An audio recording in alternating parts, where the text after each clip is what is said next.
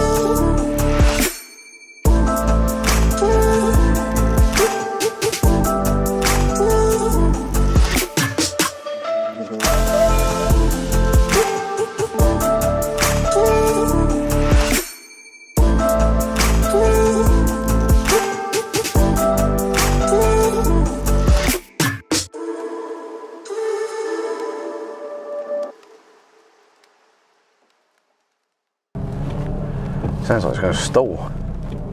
So here it is, the review of my Mk1 Focus Rs. Now today is the worst weather I think I've ever seen. Well, it's not the worst I've ever seen, but it's a bad day for doing a review of my car anyway, put it that way.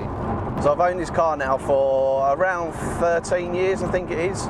The car's a 2003 Mk1 Focus Rs. When I bought the car, it was on 48,000 miles, and it's now currently sitting at 127,000. When I bought the car, it was originally 212 brake because it came out of the factory, and there was no modifications done to it.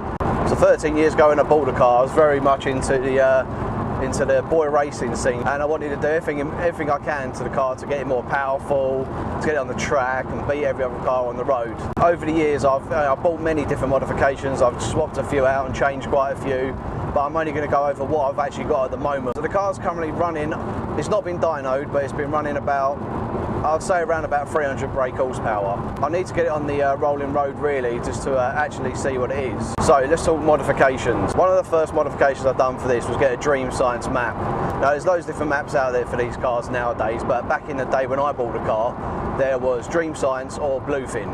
So most people that I knew, they were going for the Bluefin map, and the Dream Science map wasn't really heard of. They're both around about the same price. I think at the time I paid £500 for the unit. It enabled you to have 4 maps, so you could have a stock map, you could have race plus, and there's like an economic one or economy one or something like that, but I mean I was never going to put it on that one. As soon as I got the car, it was straight onto the race plus map, and that's where it stayed ever since. So I think that they claim it gives the car around about between 40 and 50 brake horsepower when you install the map. And I did notice quite a big difference in the car. So once that map was on the car, like I say, back in the day, that was the only sort of 2 maps that you could go for. So when I went with the Dream Science, I tried to sort of go on all the forums, and back then the forums were really busy, and try and find out, you know, what modifications you could buy, what, you know, what upgrades I could get. And one of the biggest talks about modifications at the time was a new manifold. So the one I went with is a company called JEK, and they did a 4-into-1 manifold. This thing replacing my standard manifold, which was cracked as well, which I didn't realise at the time, really opened up the car, really let the gases flow through more, and it just become much more of like a powerhouse.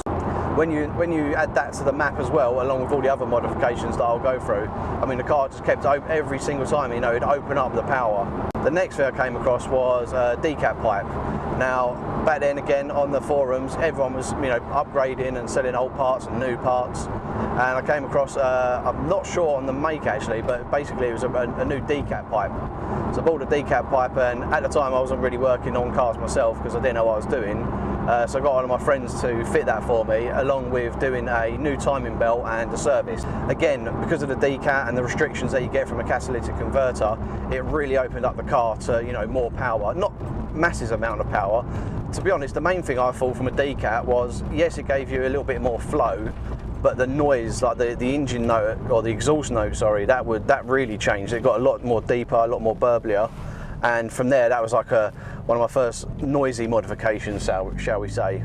So back then, being a boy racer, which I kind of still am now, I guess, really wanted the car to sound noisy. I wanted it to be loud. I wanted it to wake the dead. I wanted this car to sound mega.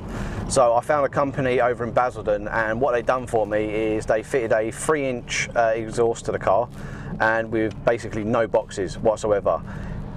This car was far too loud. The noise it made, I mean, drones now anyway, and I've got a normal Miltech exhaust on there with all sorts of, you know, bafflers and boxes and whatnot. This exhaust that he put on there, he said to me, how loud do you want it? And I actually think I said I want it to wake the dead. And this guy put on the exhaust for me, and it was crazy. Like, you know, neighbours were getting annoyed with me, parents were getting annoyed with me, girlfriend was getting annoyed with me. You know, it wasn't worth having on the car. So my girlfriend, who's actually now my wife, she ended up buying me for my 30th birthday. I had the choice. I could either get money, or it was a GT25 hybrid turbo from Turbo Technics. So when I put that onto the car, along with all my other little modifications, it was crazy. It was just, the power went from, well, I don't even know what the power was because I was so excited I didn't even bother getting a rolling road done on it, but the power increase was like incredible. So it's been a little bit of an accident here, one sec. Nice. Ouch.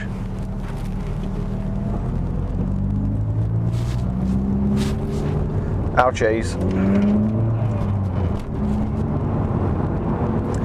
Yeah, so if I was to give you like a full list of modifications, you've got a new manifold, new exhaust, decap pipe, actuator, blitz boost controller, GT25 hybrid turbo, Miltech exhaust.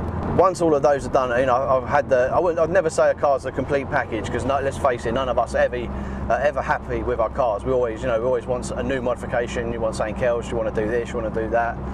After I got all my sort of power modifications, for me, I really wanted to go to the outside of the car, and how could I change the Mk1 Focus Rs? They all look the same. They're all the same colour. You know, if they're not modified, they're all 212 brake horsepower. You know, I just wanted to sort of stand out from everyone else, and one thing I wanted to do was my wheels. So after years and years and years and years, probably 8 years of owning the car, I went onto eBay, I typed in RL7s. Now these are like a rare wheel that you can get, and a lot of them do come in magnesium. Thankfully, I don't think these ones are magnesium, or I hope not anyway. But what we done when we refurbed them is, instead of getting them dipped and the possibility of them going like Swiss cheese, we got them done professionally, and they were hand sanded, and all the paint was taken off properly with no acid. I'm stuck in loads of traffic in a minute. Oh, I hate traffic. So what's my plans for the car? Do I have any plans for this car? You know what, I actually don't have any more plans for this car. I don't really want to sort of keep throwing money at the car. I want to keep the car looking how it is now. All of the interior that I stripped out as well, I've kept that in my loft. You know, I thought there's no point in me selling that or giving that away, etc. I'm going to keep that, so if I ever did sell the car, you know, I can always put the car back to standard, even though it probably take me about three months to do that. But I can put the car back to standard, put all the standard bits back in it. You know, I've got the original wheels, I've got all the original parts that I can put back to the car. You know, apart from obviously like the engine modifications. But if I'm honest, because these cars are now becoming, I wouldn't say they're becoming rare, like not at all, but you don't see many of these on the road these days, and they only produce 4,500, to which I think roughly 2,500, 3,000 are probably left now. What about steering wheels? So steering wheel is just a Momo steering wheel that I got. This one I use for like track days because it sort of sticks out further to me here. I have actually got another one, I think it's a 280, so it's literally like this big. You know, it's the smallest steering wheel in the world. But I use that mainly for like shows, just because again, these Focus Rs, if you put them all side by side, they're all the same colour.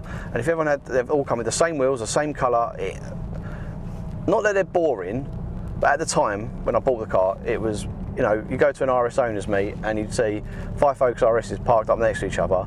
It's just boring. Now the biggest regret I've got with this car, is, I think it was last October, sorry, no, 2 years ago in October, I wasn't really doing YouTube videos that much, and I decided that I was going to take the engine out of my car because it needed an overhaul. I needed to do the rear main oil seal. Basically every oil seal in this car I had to get changed because, you know, it's done, at that time it had done 120,000 miles maybe more.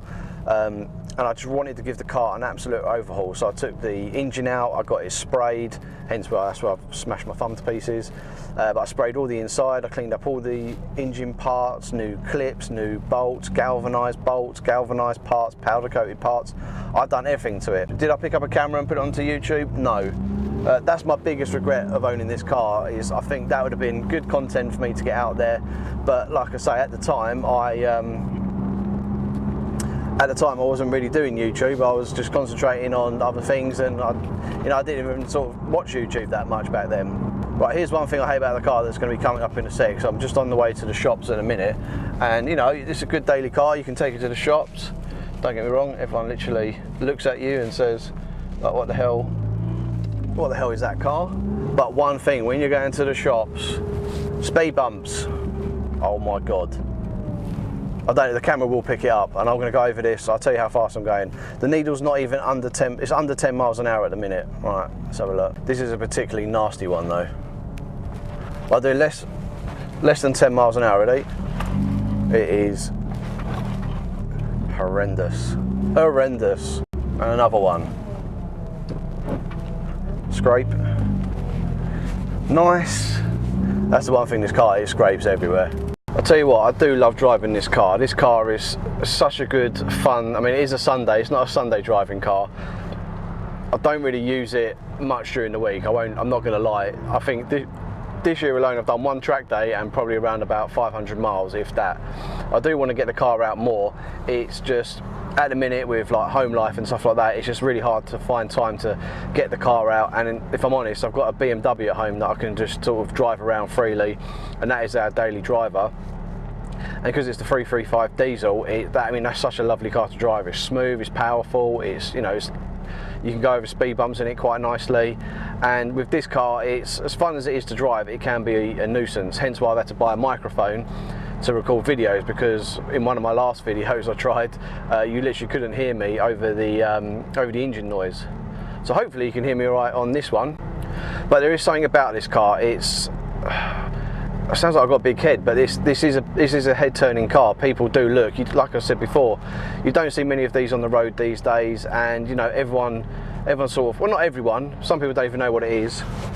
Some people think it's an ST170. So anyway, thank you for watching the video. Hope you enjoyed it. But if you could do me a favour and hit the subscription box below, and hit the bell notifications as well, just so you get those. Also give this video a thumbs up if you liked it. Anyway, thanks for watching, and I'll see you in the next one.